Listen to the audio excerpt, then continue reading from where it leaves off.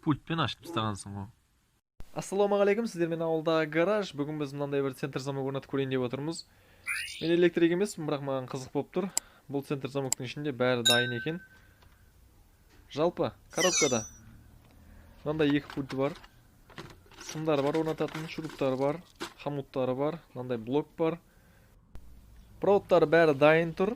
Мына жақта 5 шнур, мыналарда 2 шнурдан. Былай қосып қойдым, тексеріп көрейін деп. Мыналарға ешқандай изолентаның керегі жоқ. Жалпы плюсты былай аккумуляторға қостым, мінекей. Мына жақтан қара минусты былай қостым. Енді тексеріп көрейік. Мінекей, төртеуі де істеп тұр. Ашып жауып. Екінші пультті көрейік енді. Екінші пультті істеп тұр. Блокты мына жерге қойдым, аккумуляторды қостым. Есікке ішінен проводты жібердім. Мына есікті жауып тастадым, видео түсіруді ұмытып кетіп. Жалпы былай істеп тұрмын. Арт жағына былай моторчикті ішіне орнатып қойдым. Бұл жерде өзінің ауамен жұмыс істейтін моторчигі тұрады, бұны алып тастадым. Жалпы орнатқанмен бізде мынандай кішігірім қиындық болып тұр. Ашқанда ашады, жапқанда толық тарта алмай тұр. Күш жетпей жатыр. Мінекей. Толық ашылады, бірақ жаба алмайды.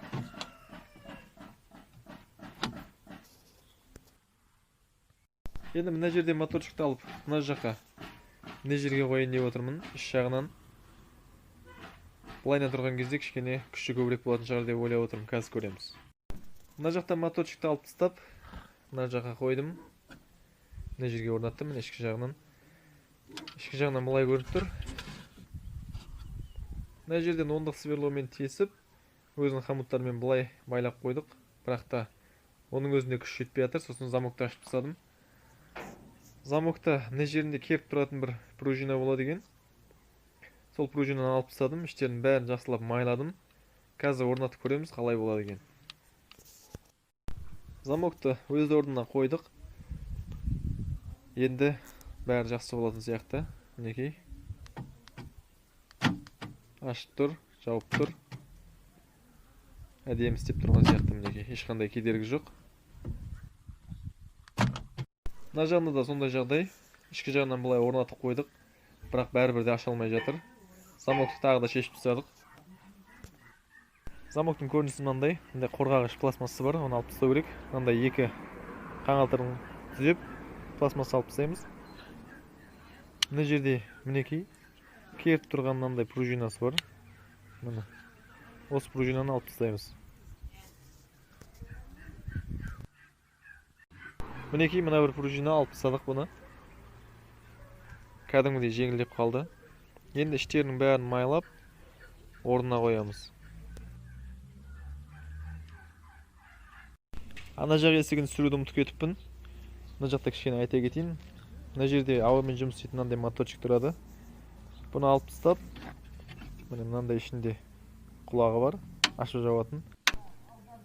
Осыған мына моторчикті мынаның ішкі жағынан былай орнатамыз.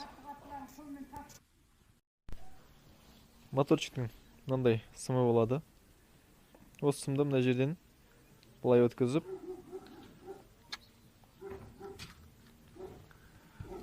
өзімізге былай керек жерінен кесіп тастаймыз, немесе майыстырып қоямыз. Бізде майыстыратындай мүмкіншілік болмағасын, өзімізге керегін кесіп алдық. Енді мынандай болтпен қататын хомут болады. Осыны мынаған тығып, мінекей. Сосын мынандай көліктің өзінің сымын былай қысамыз. Қысқанда өзімізге керек жерді бүйтіп тауып аламыз. Сосын орнатамыз. Бізде мынандай болып тұр, міне. Осыны орнатамыз. Осымен болды. Сосын мына жақта бартажоктың астындағы пластмассты 3 болттан шешіп аламыз. Осы жерден тоқтарды жібереміз. Двигатель жақтан жібереміз. Мына жақтан тартып алып, мына жерден бұлай үстімен осылай жібереміз. Сосын бірінші есікке мына жерден кіргізіп жібереміз тесіктен. Арт жаққа мынаның астымен жібереміз. Мінекей алдыңғы жағын былай істеп тұр. Толықтай ашып жауып. Проводтарын мына жақпен жібердік. Мінекей терезеге кедергі болмайтындай.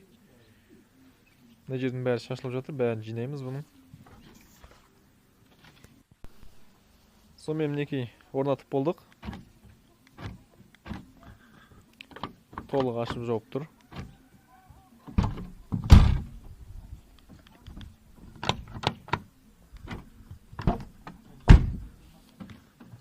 Мына жақтарында да сондай. Мына есікте де сондай.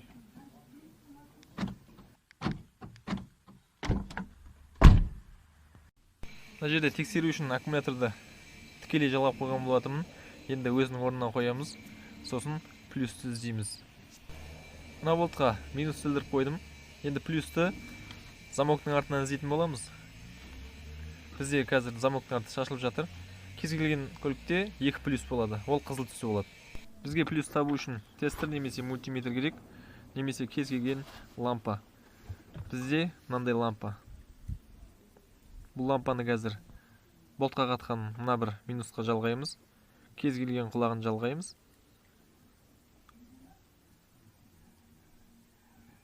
Екінші жағын мына проводтарға тигізіп көреміз. Мінекей, мынада плюс бар.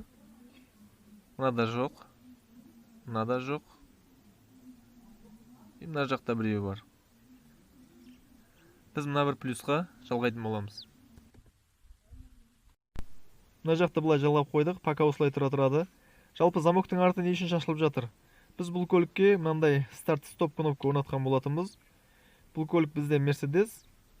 Дозатор дұрыс жұмыс жасамай, бұл кнопка істемей қалды. Енді дозатордың бәрі жөнделді. Басқа кнопка алып келдік. Енді бұл видео 1000 просмотр жинаса, кнопканы қалай орнату керектігі жайлы толық видео түсіретін боламын. Сол себепті бұл видеоны достарыңызбен бөлісіп, лайк басып, арнаға тіркеліп, қоңыраушаны басып кетіңіздер.